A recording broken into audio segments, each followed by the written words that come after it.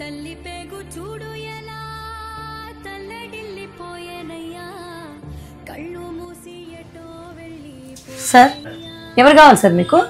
కాదమ్మా షాప్ లో మొగోళ్ళు ఎవరు లేరా? మాదే సార్ ఈ షాపు, మేమే సార్ ఇక్కడ ఉండేది. ఎందుకు సార్ అట్లా నవ్వుతున్నారు? మరి మొబైల్ షాప్ లో ఎవరైనా ఆడోళ్ళు సర్వీస్ చేస్తారా? ఎవరైనా మొగోళ్ళు ఉంటే పిలిచమ్మా. సార్ ఆడోళ్ళు సర్వీసు సేల్స్ చేయకూడదని ఎవరైనా చెప్పినారు సార్ మీకు?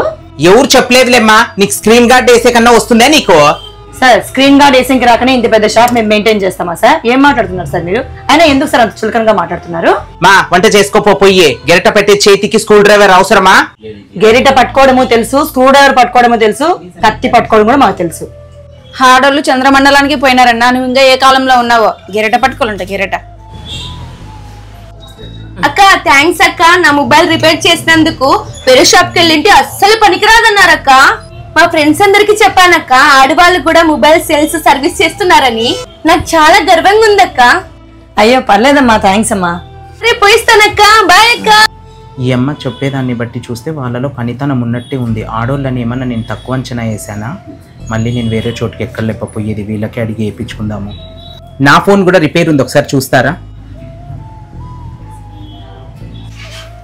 వీడికి మా మీద నమ్మకం లేదు. ఆ మేడం చెప్పేసరికి మళ్ళీ మా ఫోన్ రిపేర్ చేసిస్తారమ్మా అంట. ఇలా ఆడవాళ్ళని తక్కువ చూసేవాళ్ళు చాలా మంది ఉన్నారు. ఆమె వంటగదిలో గరిట తిప్పినా గౌరవమే, మొబైల్ షాప్ లో స్క్రూ డ్రైవర్ పట్టినా గౌరవమే. గెరిటైనా పరికరమైనా జీవితాన్ని కుటుంబాన్ని నడిపే సాధనాలే. మీకు ఇలాంటి అనుభవం ఎదురైంటే కింద కామెంట్ బాక్స్ లో కామెంట్ చేయండి. మరిన్ని వీడియోస్ కోసం మహితా తెలుగమ్మ యూట్యూబ్ ఛానల్ ని ఫాలో కండి. Thank you.